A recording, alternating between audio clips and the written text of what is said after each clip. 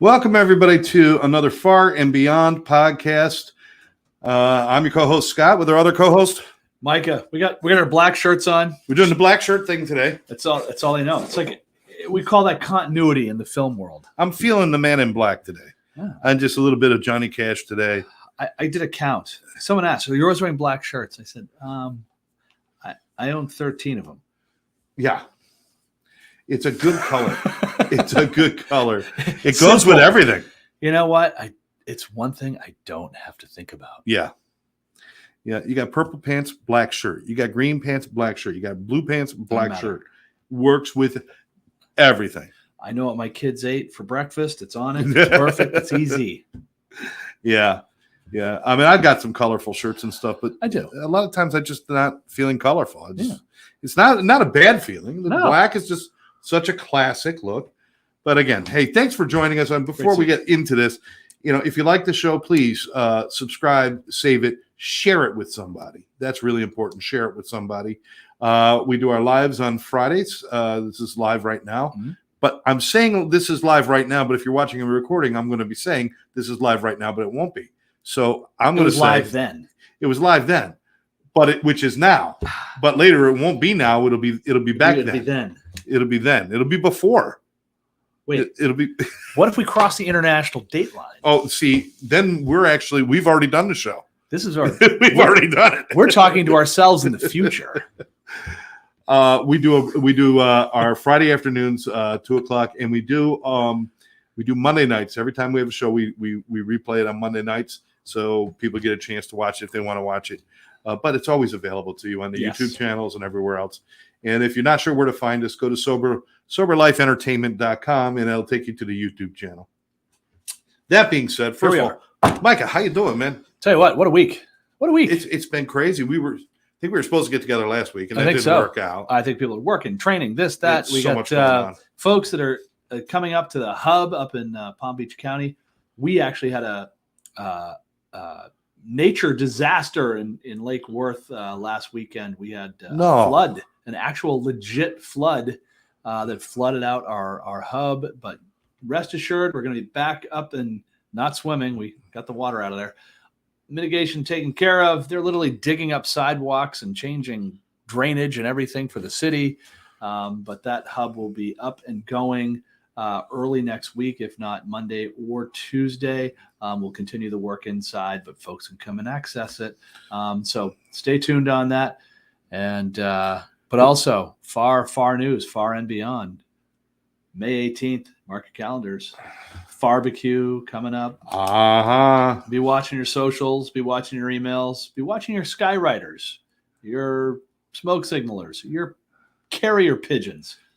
We'll be getting notice on out to you on the list of events, all the fun things that are happening. Now, is this open to the public, the barbecue? It is open to the public, but most importantly, it is open to our friends in recovery. Yes. Get on out, come out and eat, celebrate, get words of wisdom, get some community knowledge, get active. We're going to have all kinds of fun activities going out there. We're actually trying to solidify right now exactly which ones we want to do. We're down to a few things. We have pickleball.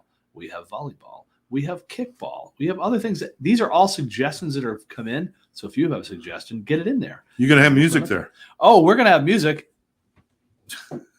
We're going to have the maestro, DJ Scott. Do you have a DJ name? They just call me DJ Scott. DJ Scott. Yeah. I never had a DJ name. Then people just made things up because it's funny. Yeah. I had DJ J. I thought that was pretty funny. See. And then DJ BMOC. For some reason, one of my friends used to call me Big Man on Campus. DJ BMOC. I like that. No, I mean, I've had other DJ names. You Suck was one of them. I had got that one, but I said, was that DJ You Suck? Is it all one word? That's why I don't do Sweet 16s anymore. Oof. Kids party, Kinsey era Sweet 16s. If you're a DJ, that is kryptonite. You want to stay away from those because you could play 30 great songs in a row and they're singing, they're dancing, they're having a great time. You play one bad song, you suck, man. I'm like, okay. I've been paid already. Party's over. That's right. That's right. Don't ever pay the DJ ahead of time. Wait till the end of the party. No, don't say that. Prepay only. Do you still do it once in a while? Yes, and I've done it for it's funny. Like for youth summits and things like that. And I mean, it's in your blood. You love to do it. It's really more of a donation of time. Exactly. Even the ones I do that pay, it's like I'll do friends' weddings. Yeah. Friends' weddings. I'll do them for like $200. Right. Just a gas money. Yeah. A little bit of my time. Yeah. But when normally, I mean, back in the day, I was getting anywhere between $800 and $1,200 per wedding. That's right. But yeah, you're right. It's in our blood, and I want to share music with people. Right. I was actually at a treatment center this morning, sharing music with the people in the room, and everybody was a little stressed. They were having a hard time, and I cut the group in half, and in the second half of the group, I went to my car, got my speaker, brought it in, and said, we're going to try something. By the end of the group, everybody was smiling, having fun. I'm like, see how simple it is? You plug into music, it does so much for you. It's one of the three great things. We got food, love, and music. Those are the three great. That's right. The trifecta, and no matter which one is not working for you. And I love to eat food while listening to music, so I just get them all at the same time. Yes, that's nothing but love right there. So yeah, it's true. It's true. And we talked about the music, and we'll probably do multiple episodes on that. But I think today we have this is a universal topic. Yeah, what I want to talk about today, and something that we've talked about in the past, and I think you're right, universal, is fear, and how much we let fear run our lives. Fear keeps us in bad places. It keeps us from going to good places. It can sometimes pull you out of a good place. Right. We are run by fear, and you made a comment just as you sat down before we went on here. Like fear is everywhere. Yeah, now. It's like we live in a fearful world. Yeah. It's like a top-down, bottom-up approach to fear. It's like you turn on any device, it's something to make you fearful. We have people living in fearful environments.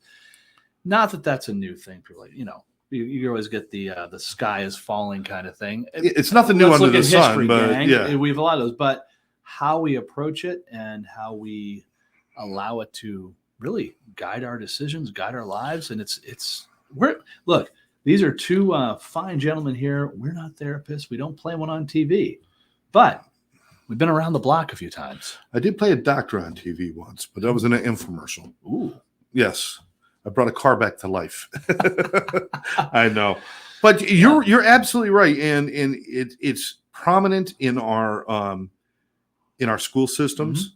Mm-hmm. They hold this, you're going to fail over your head and create an atmosphere of fear. If I don't do well, then I'm going to fail, instead of understanding that we fail, we get it right, we learn. We fail, we get it right, we learn. The school system says failure is bad, and it creates a scare.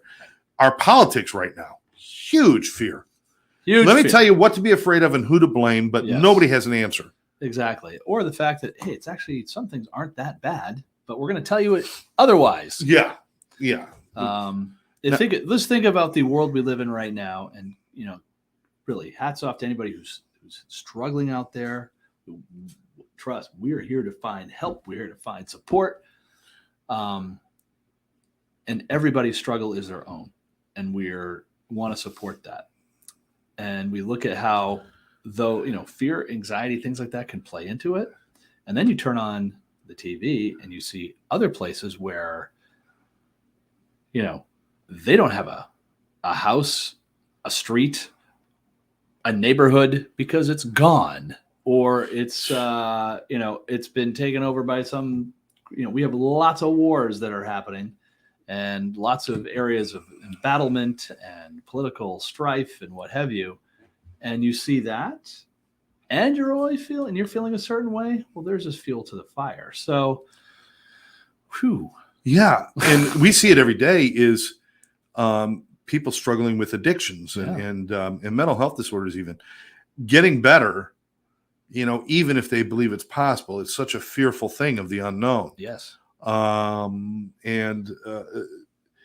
What is the way to combat that? I mean, we can come up with a million different things. I think the first thing you have to have is a form of either trust or faith to be able to get past fear, is to understand, listen, I've made it 56 years on this planet. This thing that I'm afraid of, I've faced things like it before. It didn't take me out. Why am I going to live in fear now? Right. It doesn't mean don't be cautious. Being cautious is a whole nother thing. It's being present and mindful. But fear is the one that stops you in your tracks. And 90% of the time, it's not based on anything other than just something that's spinning in your head. It is. You said it. we create a lot of it. We're inferred a lot of it. A lot of it's applied to us because either environment or knowledge or something you saw or from experience too. That's true. And something that created that in you in a younger or earlier part of your life can stay with you for forever. And it's a question of, okay, well, when are you going to face that? There's that old term in experiential learning called slaying the dragons. Yep. And what's his name? What's that TV Tolkien. show? Not Tolkien. No, wait. What's the big huge one? Game of Thrones. R.R. R.R. Martin, dude. I saw exactly 0 seconds of that show, so I have no reference. But I know there was a lot of dragons and swords. Yes. And blood. So, but we used to call it slaying the dragon, and it was, how do you find a physical way to face a fear, and you realize no matter what you step through, you come out on the other side. There's going to be there's that moment, that step off moment, and you realize, okay, I'm in it. Oh. Let me bring it back to music. Alive. It's the old Maureen McGovern song. There's got to be a morning after. Got to be a morning after. No matter what's going on today, there's going to be a morning after. Got to be a morning after. It's going to be all right. That's right. But especially when it comes to people with getting healthy or doing good things, fears, like I said, 90% of fear is what's created in our head from something that we don't know. So a fear of the unknown. Yeah. Ding, ding, ding, ding, ding. Yeah. If I stand on a 1 foot square and put a 1 foot square on the ground and I stand on it, I'm not afraid. Right. Because I'm standing I'm stable on a 1 foot square. I could stand there. Put it on a pole 70 feet in the air. Exactly. And now let's say no wind and no other forces. It's the same stability you had as you were on the ground on top of that. But we're extremely fearful because now we're thinking about all the possibilities. Yes. Fear is an amalgamation of what's the worst that could happen. Right. But it's not something that really does happen. Yeah. Right? Yeah. Someone's pointing this out. I can't remember if I was watching a podcast or listening to something. Surprise, surprise. Podcast people watch other podcasts. Yes, we steal ideas. That's what. No, I mean.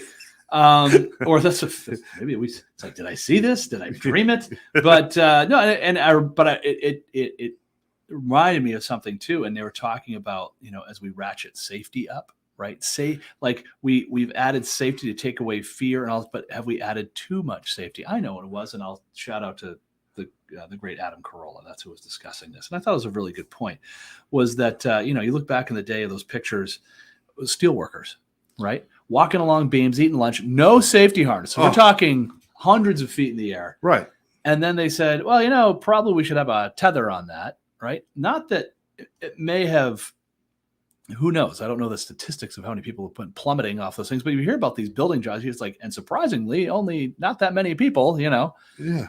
And, but you add that other layer in, and it's like, are people less careful now that they have different safety, or did that, inherent understanding of what could happen build in the safety and build in presence of mind to, because these dudes are there's old footage of it. Go watch. There's literally walking on steel beams, 100 feet in the air, carrying a sack here, a lunch here, sitting, it's like, and like fearless. Part of that is the world is so much smaller. Back in those days, the iron walkers, the high steel people that are up there, they knew what was happening in their town, and they knew what other people have done in their jobs, like through stories. But they don't know everything. Now we had, God bless, horrible, the bridge collapse. Oh, geez, what a tragedy. The boat drifted into the bridge in Maryland.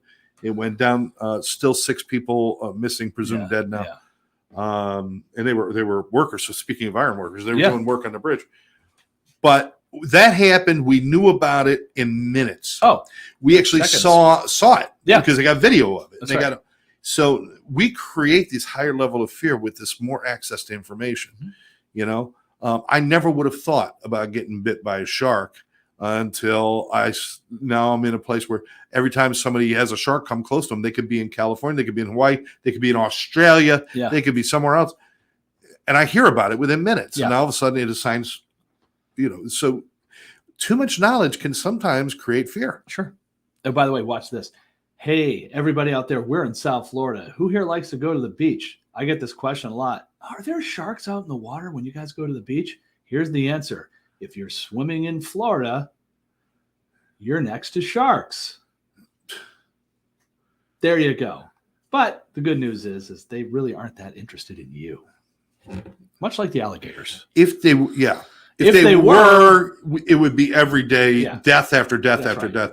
That's not what happens. That's not what they're interested in. Now, if you're out in their food chain and this and that, and you generally put yourself in there. It's like, here, great thing for you.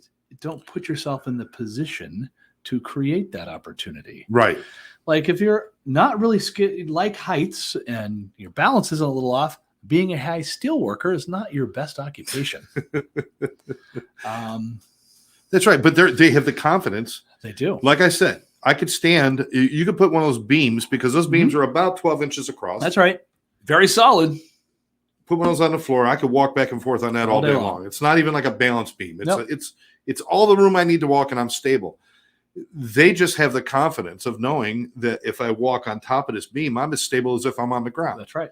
And if it's high winds, they walk a little more carefully, or they don't do it. That's right. There's a lot of times they weren't working because of the winds. Yeah. Now they've got safety gear, and like you said, now I've got a safety harness, so I could go out there in a hurricane and do that. Yeah. Sometimes we get a little overconfident. I think that's true. I actually had a little fun thing I wanted to do. He got the big sheet. He's got the big sheet. This is called preparation. Here's my phobias. Phobias. I love. All right, ready for trivia? All right, you're gonna ask me. I'm gonna ask number you some one. phobias. The number one fear people face. You're gonna ask me that. No, I wasn't, but I will now because that is something I've asked. We're doing before. It's almost like Karnak. Go ahead. Well, what is the number one fear that people? What is the number one phobia Clowns. in America? Clowns. No, got to be clowns. Speaking in public. Number two is clowns. Number two could be clowns. It is true. Speaking in public is number one, but it should be clowns. Yeah, and I don't understand that phobia. Speaking in public. Me neither. I've never had. But clowns. If I got a room with 5 people, I'm more nervous than a room with 50,000 people. Sure. Then I had a clown in that room with 5 people. Yeah, if I could dress as a clown and speak to a crowd of people, I could just trigger the shit out of everybody. I don't think about actually being dressed as a clown, being the speaker. Oh, hey, we should go as clowns for the barbecue. That might be it. Face your fears, facing yourself. All right, so here's some basic ones that we know. Let me hit you with one that you would know, and then one that you might not. Now, arachnophobia. Spiders. Yeah. Very common fear. Yes. I have a little bit of that. Well, I think everybody has the fear of the creepy crawly. It's just something weird. Now, arachnophobia we know. A blutophobia. A blutophobia. Fear of the cartoon Popeye. Pluto. Perfect. No, fear of bathing. Fear of bathing. I think that's a real thing. Here's the cool thing. If you got a fear of bathing, you're never going to have to worry about your fear of people because nobody's going to be around you. Even clowns. Let's stick with the A's for a minute. Here's one that you would know. Acrophobia. Fear of going out. Being public. Isn't it? No, it's agro. Agrophobia. This is acro. Acrophobia. Fear of heights. I know. Most people don't even know that. Here's what's ironic. I actually have a fear of heights. I have acrophobia. Have you always had it? Always. And I do stuff at height. Like I still facilitate ropes courses, build up, rock climb, things like that. Don't like heights. I don't even like being on ladders. Oh, I used to do all of that. And I like mountain climbing and stuff like that. But I fell. I fell one time while I was installing a sign. It was like one of those big signs over a highway. And I fell. And since then, I get nervous going up ladders and stuff now. I don't know. I can still climb on a mountain. But I cannot do I can't do the ladder thing. Acrophobia. So that's acrophobia. It's a phobia most people have, but everybody's got little phobias and stuff. It doesn't mean it has to control your life. I think that's what we're talking about here. That's right. Is it's okay to have some fear. Yes. Just if it's running your life, you got to think about that. Yeah. Now, if your fear of heights is running your life, maybe you shouldn't move to the top of the mountain. Right. Or find a way to address that fear, change your experience set so it's not as like I said, I love to climb mountains, I've gotten through it. It doesn't keep me from doing it. There's certain things I choose not to do, but it doesn't keep me away from doing the things I truly want to do. That's right. Yeah. That's absolutely right. We got androphobia. Fear of lame phones. Android? That's android phobia. No, androphobia is a fear of men. Oh, well, that's good. Yeah, glad I don't have that. That would suck to be afraid of yourself. Yes. Okay, bibliophobia. Bibliophobia. Scared of libraries? Books? Reading? Books. Okay. No. There is a fear of books. By the way, that's the number one phobia for 7th graders. I was thinking high school. No, I got bibliophobia. I don't know where my book went. Barophobia is fear of gravity. No, sorry. What are you going to do with that? I'm sorry to the barophobia. Wait a minute. B-A-R-O phobia. So baro, like barometric pressure. Yeah, so possibly. So wait a minute. Wait a minute, though. Wait. Wait. Does one with barophobia have the ability to levitate and defy gravity? That's the one. And what is that song? Gravity. I mean, that must be horrible for them. Yeah. When that song comes on the radio. All right, let's see. Here's one you're probably pretty easy to figure out. Cyberphobia. We all need more of that. Fear of anything electronic, cyber like computers. That thing. But really... that brings up an interesting point. When we were talking last time about kids and things and schools and all this stuff. And I believe that here in Florida, they are trying to pass either a ban or I think it's an outright ban on kids under 14 accessing social media. Yeah. And if you're 16 to 17 or 15 to 16, you have to have parents' permission. I don't think it's that bad an idea. But I don't. But that's I go to the extreme. It's no, but I get what you're saying. Yeah. Was my childhood better without social media than what people have now? I think so. I think so. I think we relied a lot more on our friendships, on our relationships, on our creativity, on ourselves. I mean, my parents didn't buy us guns when we were kids, and it's like I wanted the Red Ryder pellet gun, and I wanted all this stuff. Had one, but you know what?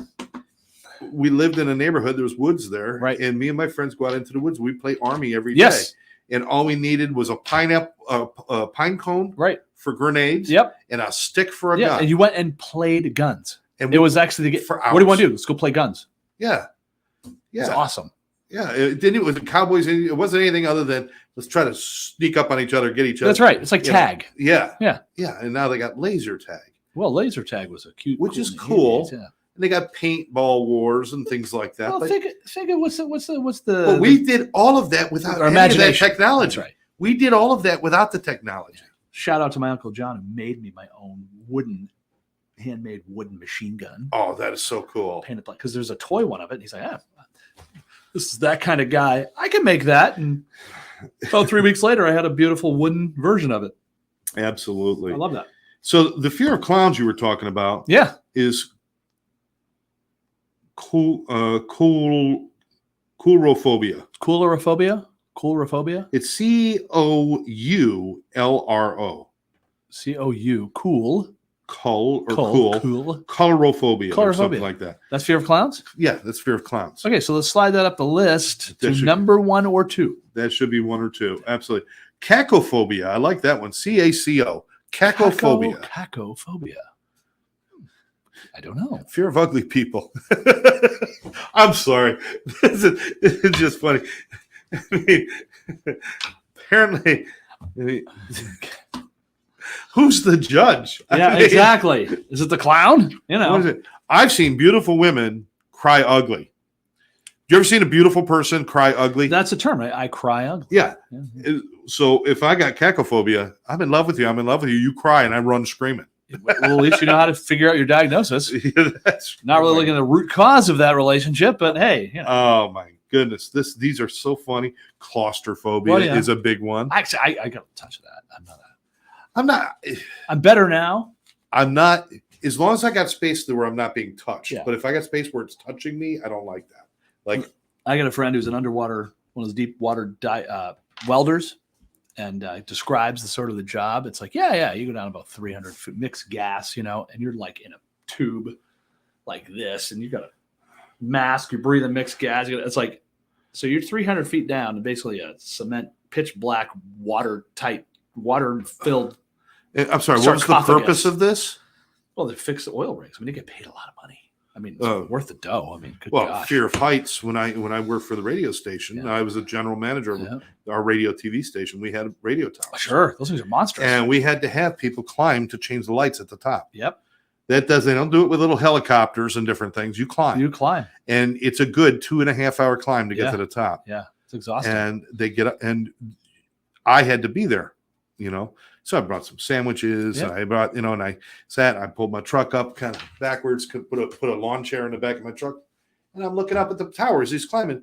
I got physically ill. Sure. I was afraid of heights because he was high. It made me really dizzy. It's like going to a tall building. I've been at the top of the Sears Tower and at the time, World Trade Center back in the day, Empire State Building, all those things. And I would be more fearful looking up at it than when I was actually in it, which is weird. Did you get the vertigo kind of thing when you're looking up and you start to... Totally. And I even did one of the last kids that was able to do the old Ferris Bueller at the Sears Tower, whatever it's called now, where you jumped on the rail and put your... Oh. I don't think they let you do that anymore. They still got mad at you, but they didn't kick... Now they just kick you out. But but that was fine. But now they have this thing where you walk out and it's like glass, like it's like a glass walkway. So you look down and you're just over nothing. That was a little. They have those, I haven't done that yet, but there's a couple of buildings in I think it's in Japan, where they have those kind of glass floors where you're walking across, but they have like 3D imagery like projected on the glass. Oh wow! So when you take a step, the glass looks like it all cracks. Okay. And you just see people drop and like crawl and scream, and the glass is not harmed. It's just a practical joke. It's a pretty badass practical joke. It's pretty cool. It's pretty cool. How about just take a guess. Decidophobia. Decidophobia. I'm assuming fear of making a decision. That's exactly correct. Yeah. That is a phobia, fear of making a decision. Every woman I've ever married had that fear. What would you like for dinner tonight? I don't care. Decidophobia. It's like of course, we're finding other words. Like, what does that mean? They're like decidophobia. Well, I guess a fear of finding an interesting term. All right. Yeah, really. And then you've got dentophobia. Fear of your own teeth. Fear of dentists. Fear of your own teeth. I ripped them all out. It was all cool. Equinophobia. Fear of horses. Correct. Very good.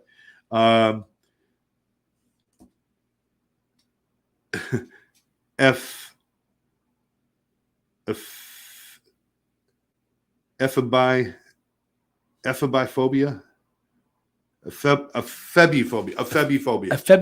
Ephebiphobia. This is one that we should all have. And if you're a parent, you have this now. Ephebiphobia. What is that fear? Fear of teenagers. Oh, jeez. Fear of teenagers. We should all, don't worry about heights. They're not going to kill you. Teenagers. Worrying about your teenagers. That'll kill you. I'm excited. Coming up, I'm doing a program that's actually working with seniors and teenagers, bringing them together to kind of do some generation gap and stuff like that. And I'm really looking forward to it. It's some fun stuff you can do with that mentoring, and I think we've lost a lot of that because we don't have that network like we used to have. Like, I knew I had all these my grandparents, aunts, uncles, this, that. You had like all these, even in neighborhoods, you're multi-generational. So you had all of that, and now it's like a foreign thing in most cultures. And unfortunately, we live, certainly I'll say, one of the greatest countries on absolutely. I wouldn't live anywhere else. I don't think it's the best country because I think we do a lot of things that are stupid. Yep.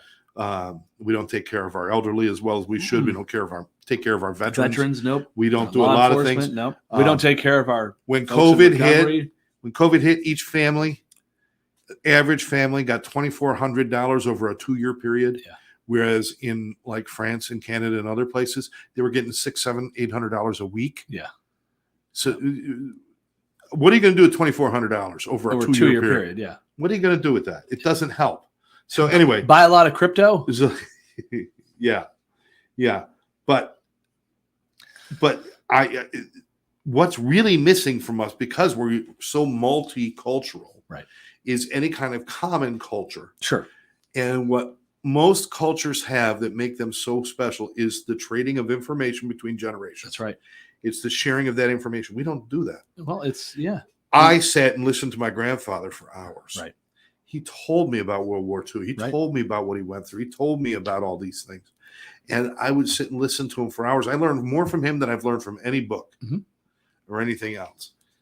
But we don't see that very much. I'm glad you're doing that. Yeah, well, it was brought to me. I was like, this is a great idea. I'm like, absolutely be part of this. And, and I think that speaking of fears, right, is that when you have that guidance and experience, you learn to not be as fearful because you've learned from the experience of others, how to get through things, how other people dealt with it, and also that you're going to get through it. It's that guiding hand. It's like, well, it's going to be tough right now, but you're going to get through it, and that's a lot of those, it is that elder relationship. Think of our native cultures. The elders are the most respected, revered, because they are the culmination of that lifetime and past generations of wisdom.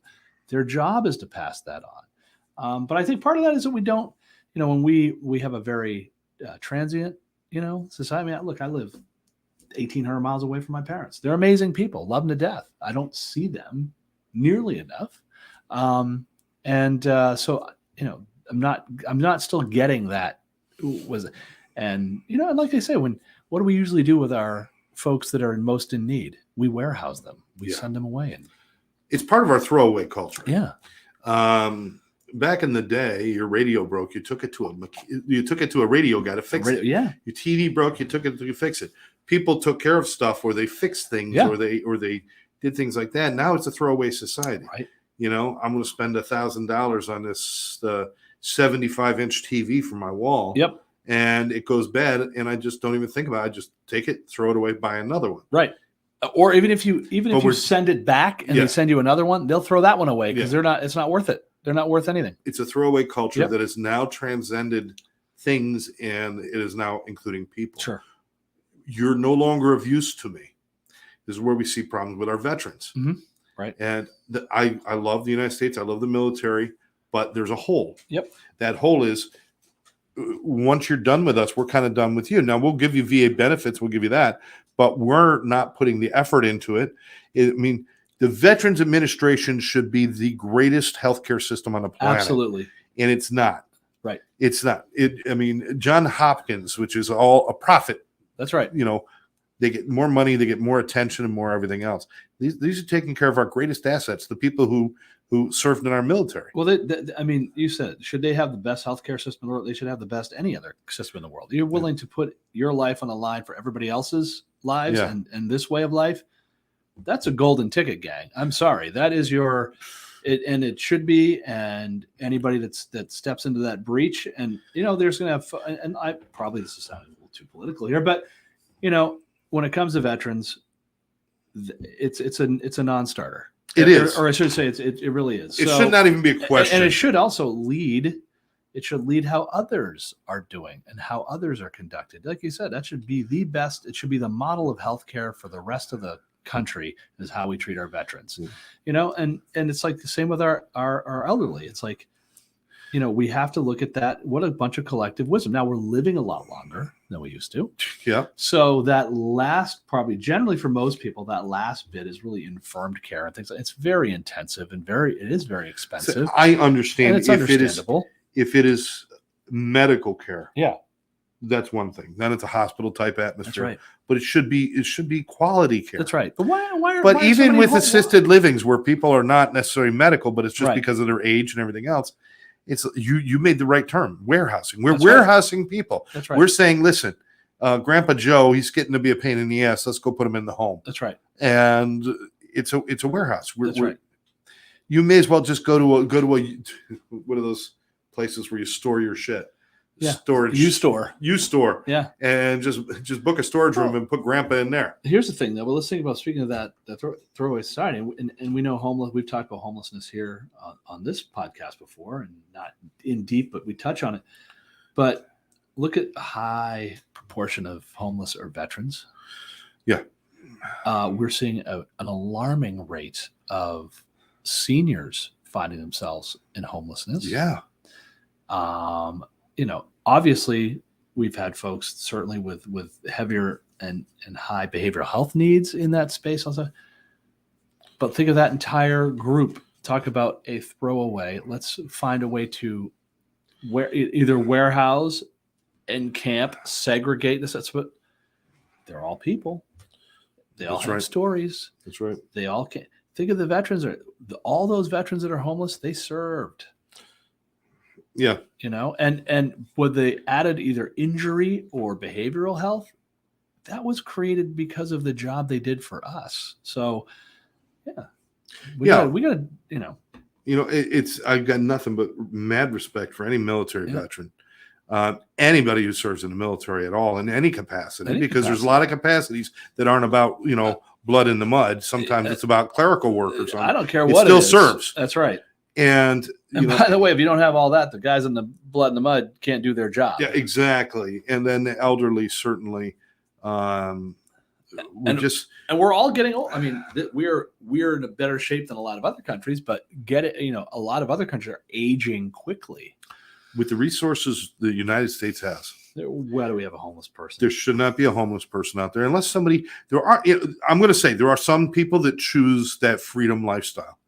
There are some. This is the rarity, but there's always that Grizzly Adam guy who says, "I don't want to. I don't want a house. I don't want anything." There absolutely. There's always an outlier. It can't be the norm. No. Anybody that's been to California or seen footage out there, I mean, it's insane. There's there's between substance use, mental health, and just affordability. Affordability in South Florida is very challenging. We have a lot of folks that are. So let's pull this back into fear. Let's think of that for a second. How are people supposed to operate when they have a basic fear of not having a home or shelter? Yeah.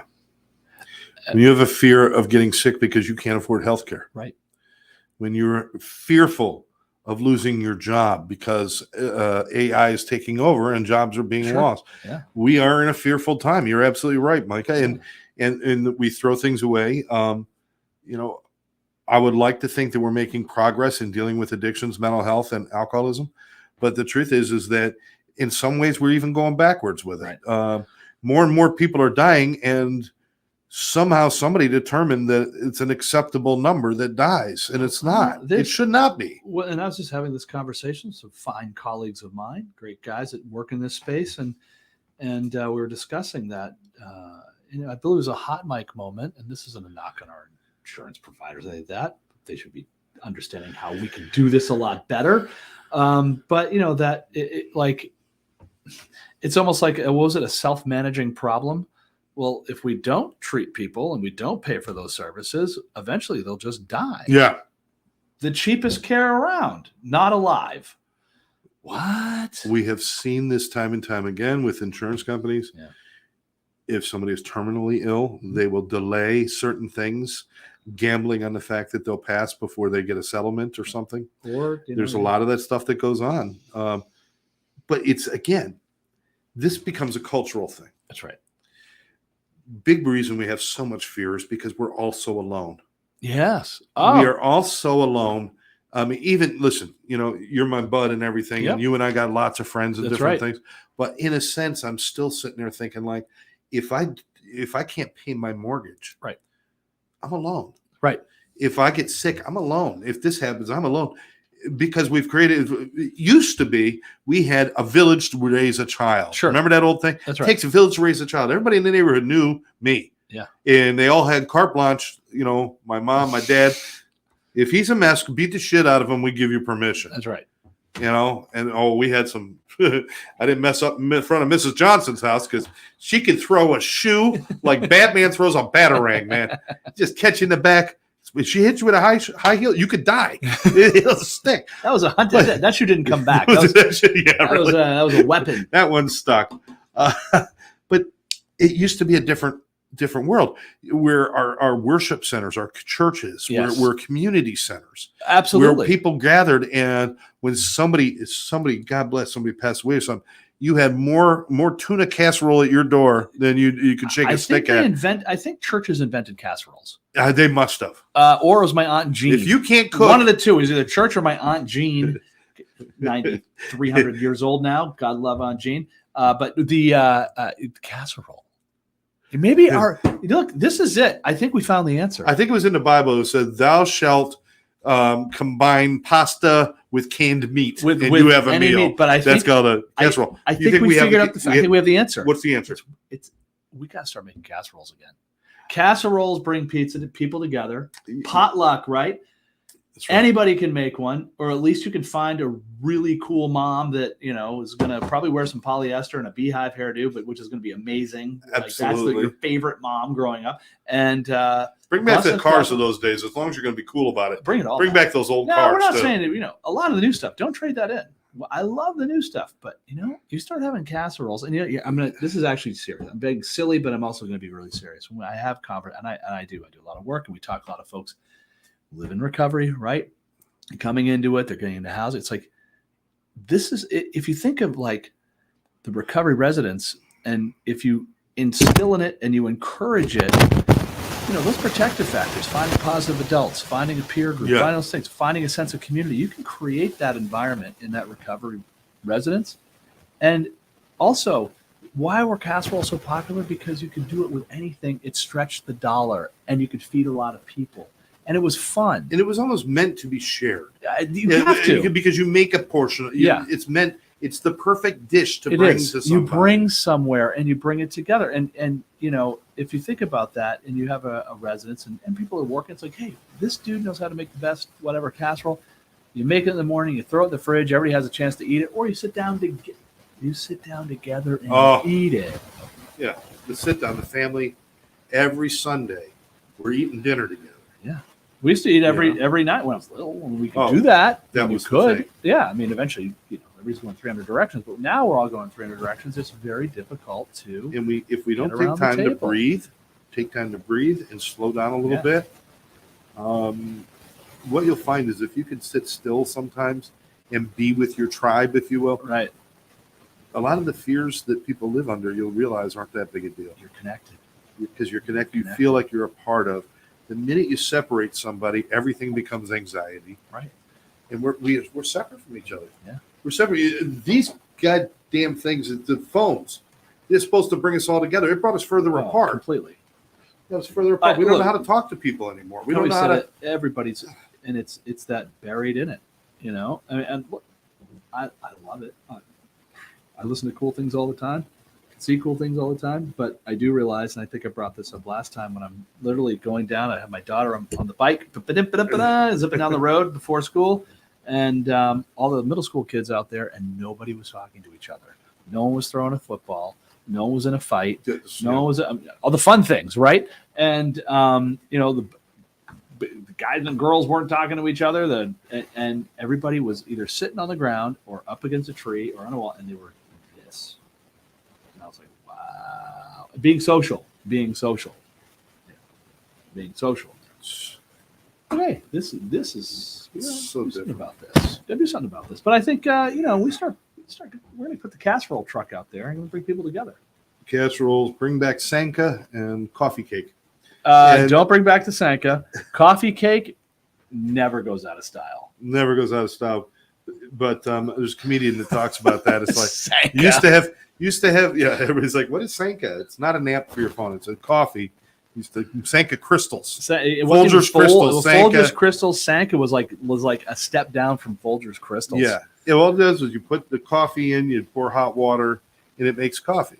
Yeah. It tastes nothing like a Keurig makes. No. It doesn't. It's a whole unique taste. I know people that I've got my stepmother's brother-in-law. Yeah. Yes, my stepmother's brother-in-law. This guy's he runs a catering business. He's all about food and everything. He still loves instant coffee more than regular coffee. Wow. I don't know what happened.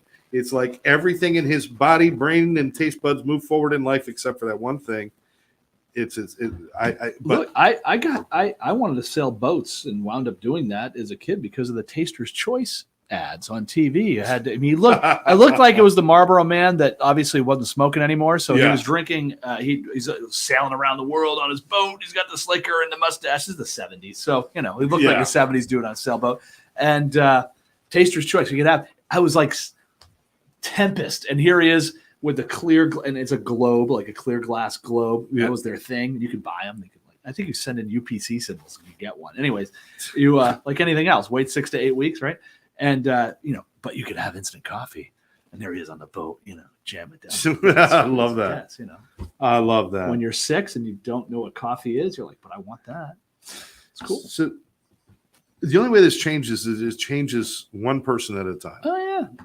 And fear is a very personal thing. Fear is a very personal thing, but when you are surrounded by people that you believe in and trust, your fears automatically are reduced. Automatically. The rest of them you can deal with. You can learn how to deal with them. Understand, people are... When I was a kid and I reached up to touch the stove and mom slapped my hand. Right. No, that'll burn you. Yeah. Wanted to make me afraid of it. Wanted to create a fear so I wouldn't do that. Right. I don't put my hand on a hot stove. Right. Is it because of that fear that was created? No. It's because I have experiential evidence that that's hot. I don't have to be afraid of it. All I got to do is not put my face on the stove. Yes. Or my hand on the stove. Which is probably why they don't put as many car cigarette lighters as they used to anymore. They don't do any of them anymore. That's how I learned my fear of. It's like, I always thought if it's not glowing red, it's not hot. Yeah. And I learned that from my Aunt Mimi's Cadillac, because in the back seat, that had cigarette lighters in the back seat, right? But that's where people always like, but it's not hot. Stop. Yeah. Oh yeah. Who hasn't stuck their finger in there? I know idiots. It wasn't glowing. I know idiots put their tongue on them. Yeah, it wasn't glowing. It's not hot. Smart people. They didn't live very long. They were culled from the pack pretty early in their life, but. I tell you, but you bring up something too. Also, if you're around not that tribe and take those serious, but if you align with other fearful people, then that fear gets amplified, right? Absolutely. What's that great? It's a Pink Floyd song. The song "Mother." Mother's going to put all of her fears into you, right? Mother, do you think they'll drop the bomb? That's right. I love that song. Yeah. Love that song. Pink Floyd, Mother. If you haven't heard it, look it up. Yeah, if you're not weeping by the end of it. It's a crazy, weird song, but it's awesome. But what a great, and people that are fearful generally put those fears out there to try to build their tribe of fear. Right. That's another thing too. It's like, I have all these fears. Well, I'm going to make you fearful as well, because if you're fearful, I'm fearful. So it can go the other way.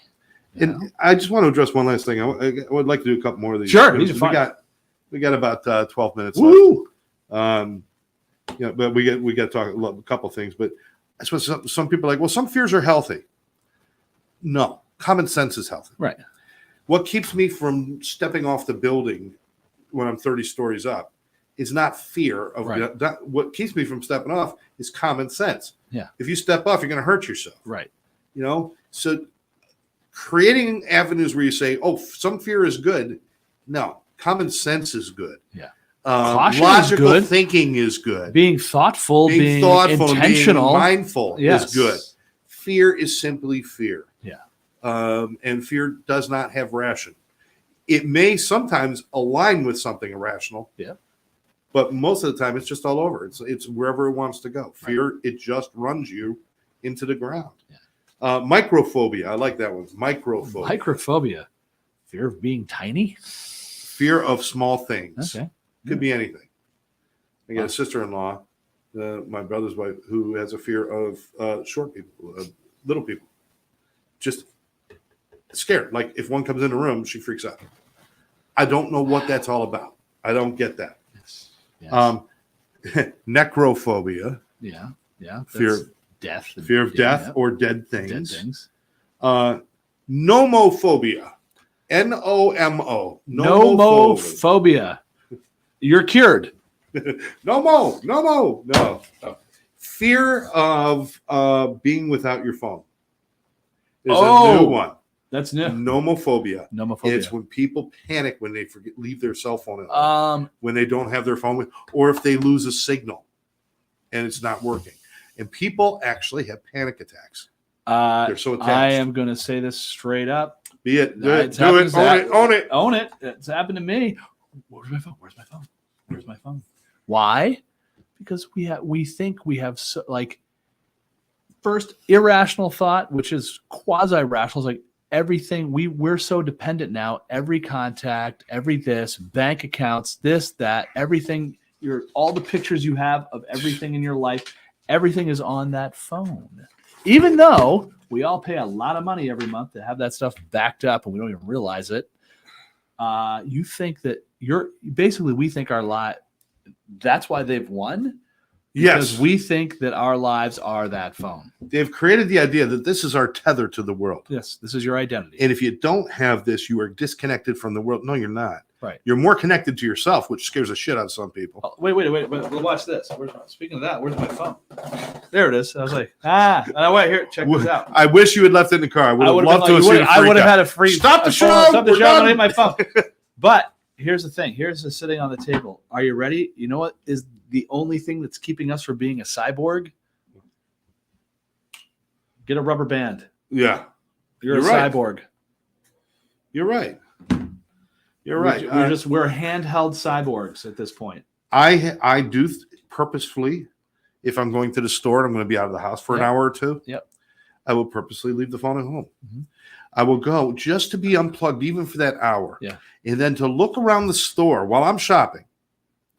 Oh, by the way, this isn't a fear. This is a pet peeve. We're going to do a show on pet peeves. Pet peeves. We're going to do a pet peeve. Pet peeve. I don't need to hear your conversation. The speaker phone was meant when you have your hands busy and you're alone and you want to have a conversation. Not meant in restaurants and grocery stores. Right. I don't need your grocery list. And I'm going to tell you what, don't get pissed at me if you're going to have a speaker conversation and I give you my opinion. Like if I walk up and say, I play a Crocus song. You should just leave it at home sometimes. You'd be amazed. Or in your car. I mean, even if you run into it, leave it in the car, put it in a glove box, lock it, someone steal it. Right? You don't have to be on this every freaking minute. I wish we could go back. Yeah. Just for a while. I wish everybody could experience that. There's kids that'll never experience that responsibility of be home before it gets dark. Yeah. They'll never understand that responsibility because they've always got this to tell them everything. Or send them with 3/4 so they can make a phone call. But we didn't have to bother because you just go into somebody's house or this local store and say, hey, I need to use a phone to call my mom. All right, Tommy, there you go. There's a phone on the wall. Or if you didn't have the money, you did reverse the charges. Yeah, reverse the charges. They say, we've got a call from Mom, I'm at the store. Come pick me up. That's right. And then you hang up. You don't have to pay. That's right. You have a call from Mom, I'm at the store. Pick me up. That's something that most people wouldn't get that. Because generally you got the 3/4 of make the phone calls. And all fears and phobias, people. You'd spend that on Star Castle or Zach. Yeah. I want to mention before we go, and I hope you had a little fun with this, and we're not always going to be serious with everything. But the seriousness is fear. You sit down and think about how many times you make decisions based on fear in a week. Think about how much that runs your life, and think about, is it really, really necessary? Sure. Surrounding yourself with the good people is the first step. Because once you're around good people, you feel safer, you feel secure, and you got people you could share stuff with. Sometimes just talking about a fear makes me realize, what the hell? It's not that big a deal. Sometimes turn off the source of the fear. Yeah. So turn off the screen, put down the magazine, newspaper, forget that. Just put down your phone for a minute and turn off your TV. Go outside, just look up. It's like, all right, blue sky above, terra firma below. All right. You got something to work with. Yeah. I start most days that way. It's like, all right, I'm on this side of the terra firma. Blue sky. All right. We got ourselves a beginning here. And, that idea of letting fear run your life and keep you from doing great things that you are all capable of, that's what holds a lot of people back. Think of the potentiality we have that's just never released because of fear. And it will bring this full circle back to music and this, that. One of the greatest things I love to see, because you want to talk about stepping out, pushing, stretching that comfort zone. When you see someone grab a microphone and sing for the first time, you want to talk, but not speaking public, but will sing and let that voice rip. Some of them, boy, they need some work, but others you're like, where has this been? You have a gift that is now unleashed, and that's a miracle happening. Absolutely. But people overcome that. Barbra Streisand, one of the greatest voices ever. And if you're young and don't know who Barbra Streisand is, listen to some stuff. The song Evergreen itself should change your world. Right. her beautiful voice. She had a fear of being in public, of being on stage, singing in front of people, talking to people. She had all those fears. She found ways to deal with that. And she's one of the best, the greatest ever. I mean, Kate Bush was a great singer back in the 90s, early 90s. Kate Bush.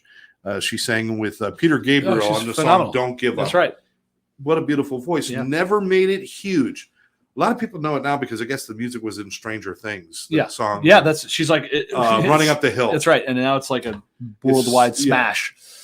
She never made it huge because she had a fear of flying, and she lives in England. Yep. So she couldn't get to the U.S. That's right. The few times she came here, she came by boat. Yep. I'd be more afraid of being on a freaking boat. I'm telling you. Hey, John Madden, he rode that bus all those years. The late great John Madden. Yeah, he would not fly. So the Madden Express. Yep. Which most people who fly say, "Thank God John Madden didn't sit next to me. That guy could talk. Holy shit!" I'd be more fearful of the turducken or whatever he was ingesting. Yeah. I mean, anyways, but that's just me. But a turkey stuffed with a duck, stuffed with a chicken. Holy shit! Stuffed with Madden's fist. That's just crazy. Madden. Oh, the visual I just got. Oh my god! All you got to do here is you got to take the inside. You get the stuff. Anyways, but God. But but think about that. Those fears that a career that could have gone. We're talking a generational voice. We talk about that in music, like voices that are like you're not going to get that again for a while. That didn't get the audience that it needed. And I think of all those young people I've done all these groups with and heard their voices, and again, it just And some of you hear, and I've literally told people, I was like, "What are you doing here? Get out, go sing. You're going to find somebody's going to pay you lots of money for that voice." And you're going to be a gift to the world. Don't let fear keep you alone. Yeah. Oof. Don't let fear keep you alone. Don't let fear stop you from sharing. Like if maybe you're struggling with addictions, you're going to a meeting or you're going somewhere. Don't let fear stop you from saying what you say. Everyone, I don't care how batshit crazy you think you are. We all have something to contribute, and we all deserve to be heard. Don't ever doubt that. Don't ever doubt that. Changing that paradigm is so important. Don't let fear stop you. Micah, you mentioned a barbecue. Where can they get information on that? If you go, it's posted to all socials related to FARR. If you go to farronline.org, you're going to be seeing that flyer posted up there. You're going to probably see it in your inbox here pretty soon.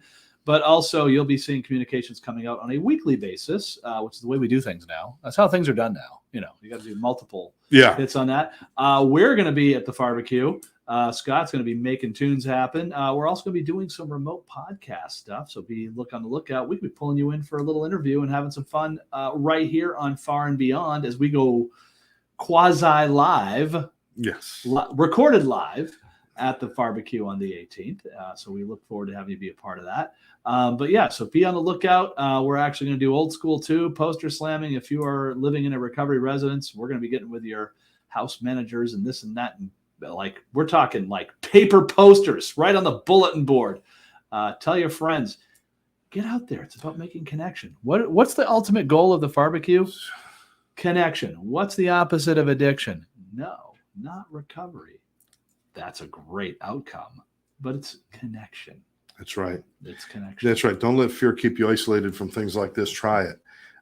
Even if you show up for a half hour and make the attempt, maybe next time you hit an event, you stay for an hour and a little bit more. At least stay for the burger. But it's got to start. It's got to start somewhere.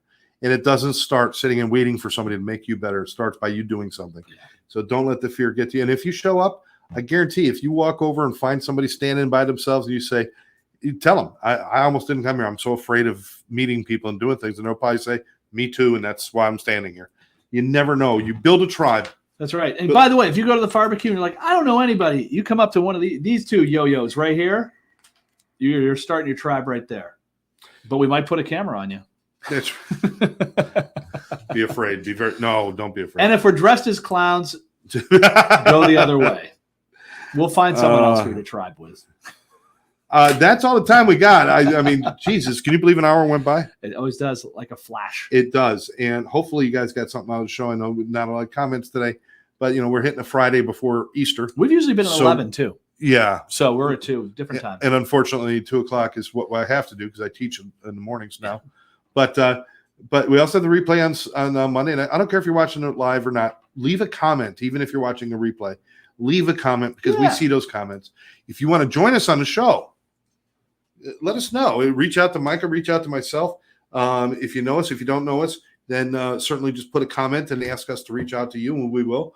If you got something to share, anything to do with recovery and living good, making changes in your life, whether you're talking about mental health, addiction, alcoholism, or any other kind of recovery you want to talk about. Maybe it's a gambling addiction, maybe it's a sex addiction, whatever it might be, just come on in and share with us. And if you want to, even if you got some great musical knowledge, or that goes without saying. That goes without saying. Jump in on this conversation. If you are a music aficionado and you think you can add something to the conversation, we will join you with that. Absolutely. And don't be fearful. Tune in 2 weeks for our next show, which is going to be pet peeves. Pet peeves. Things that just drive you crazy. And we're going to have some fun with that. That's right. What grinds our gears? People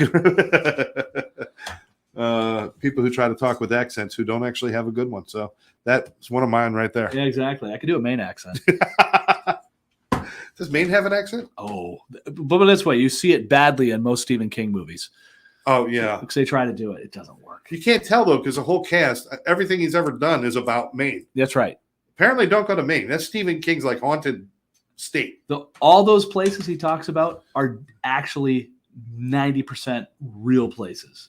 Except for Shawshank Redemption. Yes, it was. That was a real place. Thomaston Prison. Where was that? Thomaston, Maine. It was in Maine. That was in Maine, too. Thomaston Prison was the physical. It's no longer there. They tore it down. But my bunk beds that I grew up on, they're still in use to this day with a friend's kids or whatever.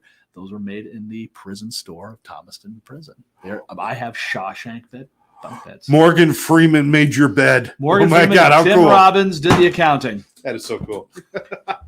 All right, see, folks. That's what you get at Far and Beyond. That's the Beyond part. That's new. Yeah. We spent a little more time beyond than we should, but that's you go where you're at, right? I want to thank everybody for joining us again. Please share this, like this, get it out there, reach out to us. Micah, thanks for being here, brother. Pleasure, as always, bro. Man. Love it. We'll see you again next time. We'll catch you with Far and Beyond. Bye-bye now.